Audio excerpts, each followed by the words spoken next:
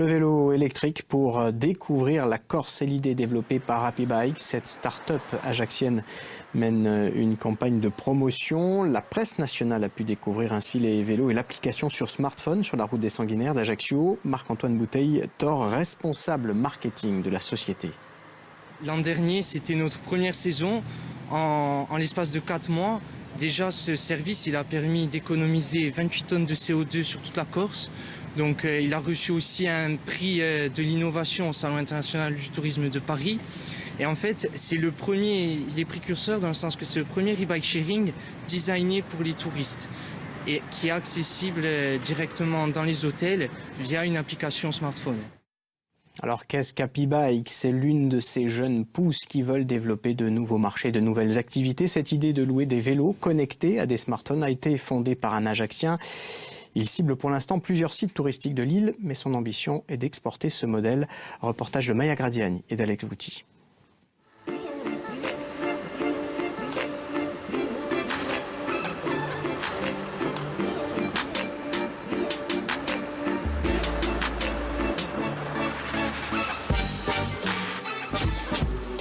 J'ai créé une agence de voyage qui est spécialisée dans le cyclotourisme. Donc c'est grâce à cette expérience que j'ai commencé à réfléchir à ce concept de bike sharing designé pour les touristes.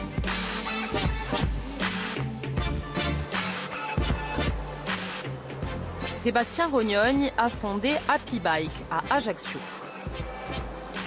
Le concept, des vélos électriques connectés. L'utilisateur n'a qu'à installer l'application, créer son compte.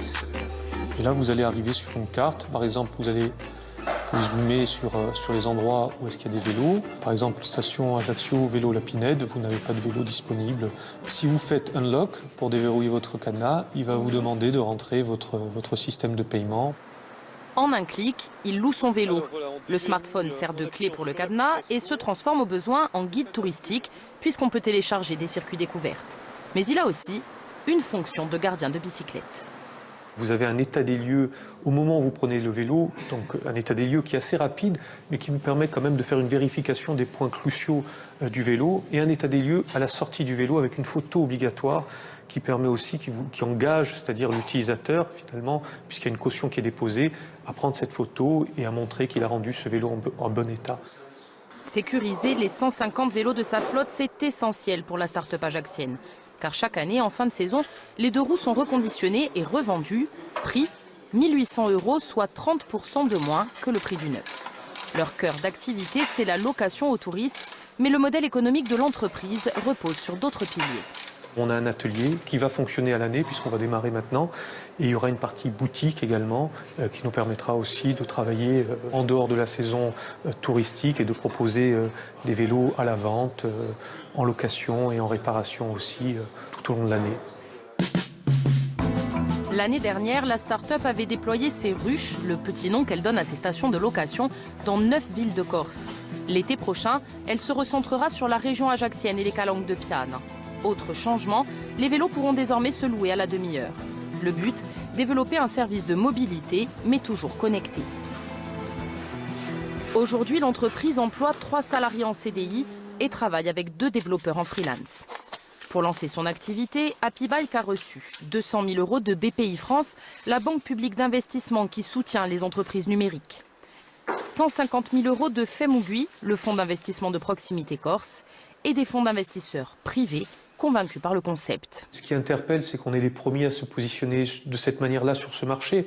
C'est-à-dire jusqu'à présent, les bike sharing, la question du bike sharing, c'est desservir la mobilité quotidienne. C'est prendre un vélo pour se rendre d'un point A à un point B, et peu importe la qualité du vélo et peu importe l'expérience qu'on en a.